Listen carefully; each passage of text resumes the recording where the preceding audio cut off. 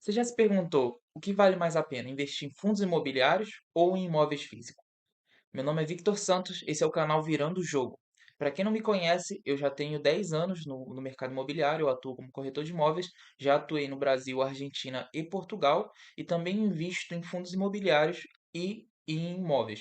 Assim que eu vou estar compartilhando com você um pouco da minha experiência e vivência e mostrando aí as vantagens e desvantagens. Se você não sabe o que é um fundo imobiliário, fica tranquilo que eu já te explico. Vou te explicar aqui de uma maneira simples o que são os fundos imobiliários.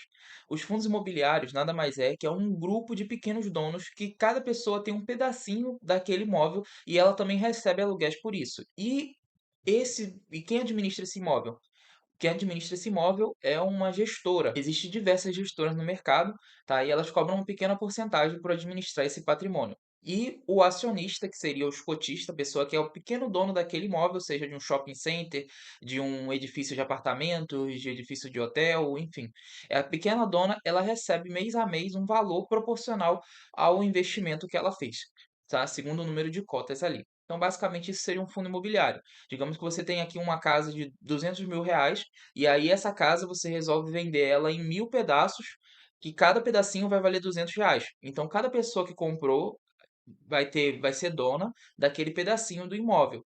Aí, digamos que esse imóvel, ele rende R$ 2.000 limpo, já de aluguel todos os meses. Esses R$ 2.000 será dividido por essas 1.000 cotas. Então, cada acionista que investiu ali R$ 200 vai receber R$ 2. Mas isso é um exemplo, a grosso modo, digamos assim. Tá bom? Existem outros tipos de fundos imobiliários, depois a gente pode fazer um vídeo só para isso. Agora que você já entende melhor o que são os fundos imobiliários, eu vou listar aqui para você as vantagens. Então, a vantagem do fundo imobiliário, uma delas é que você pode iniciar com pouco dinheiro. Tem fundo imobiliário que custa até R$ 10 e está pagando 1%, 1,14% ao mês, tá? Ou 0,8% do valor que você investe. Então, você investe R$ 10 e você ganha ali 10 centavos, a grosso modo. Todos os meses já isento de imposto de renda. A outra vantagem, você não tem que se preocupar com a administração daquele imóvel, ou seja, você não se encarrega da manutenção, do pagamento dos impostos, de todos os ônus que tem por você ter um imóvel. A gestora do fundo se encarrega disso, você não precisa se preocupar. A outra vantagem que eu vejo é a alta liquidez, porque você pode vender rapidamente com apenas um clique e em torno aí por volta de um dia o dinheiro já está na tua conta. Então, digamos que você tenha 200.000 investido ali em fundos imobiliários diversos, você precisa do dinheiro, necessita vender, rapidamente você vai ali, faz um clique e a venda está feita.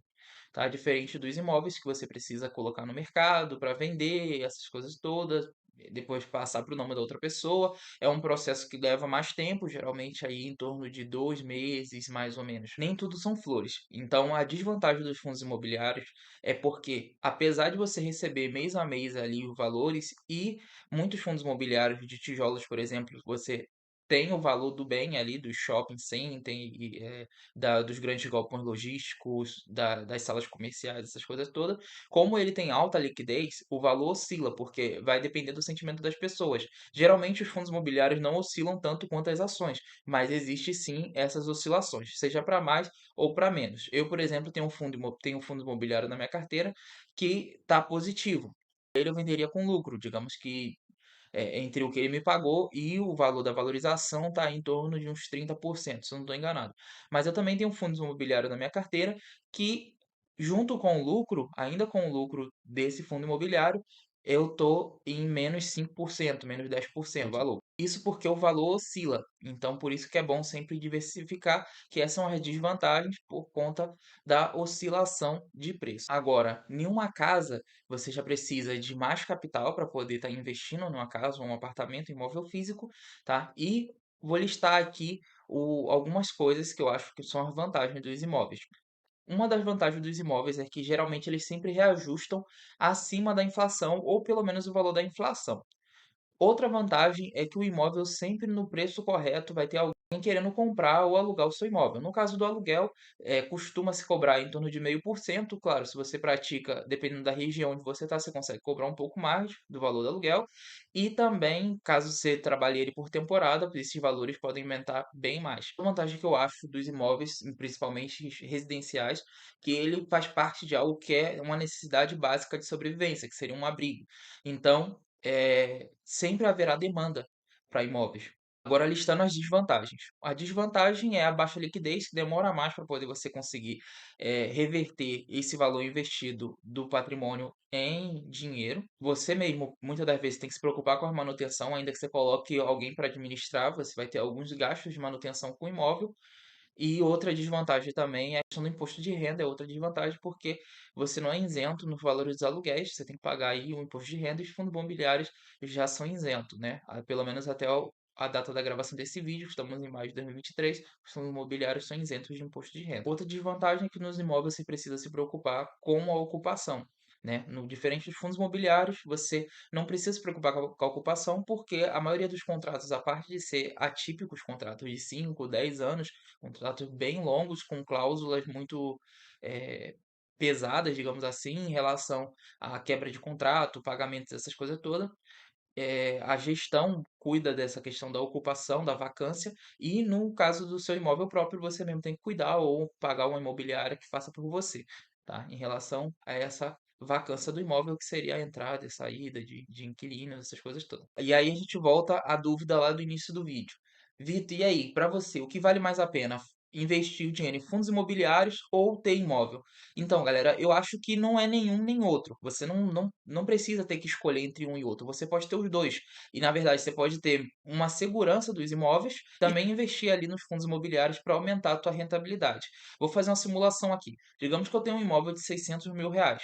E eu gostaria de estar entrando nesse mercado dos fundos imobiliários. O que eu faria, Vitor, não é uma recomendação, mas o que eu faria? Eu venderia esse imóvel de 600 mil reais, separaria esse dinheiro em três partes. 200 mil reais eu colocaria em fundos imobiliários diversos, uma carteira diversificada, que esteja ali me rendendo mais ou menos 0,8% a 1% ao mês. Um outro A outra parte, os 400 mil reais, eu poderia ou comprar um imóvel só, mas no meu caso, eu compraria outros dois imóveis de 200 mil. Porque assim, dessa forma, eu diversifico o risco de vacância do imóvel ficar vazio. Porque ao invés de eu ter um só imóvel, com possibilidade, se ele ficar vazio, eu perco uma grande parte da minha renda, eu teria dois imóveis para diversificar isso, tá? Cada um de 200 mil. A parte de que esses imóveis mais econômicos costumam ter uma alta liquidez.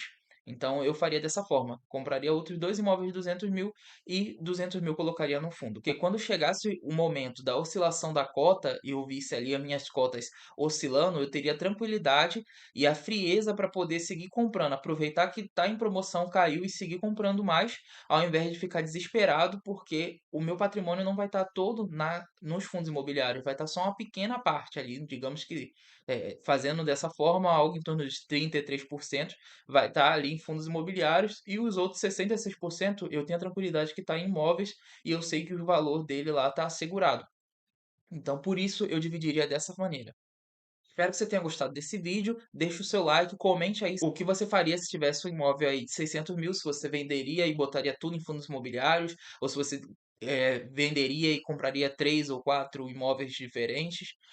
Deixa aí no comentário o que você gostaria de fazer, tá bom? E até a próxima.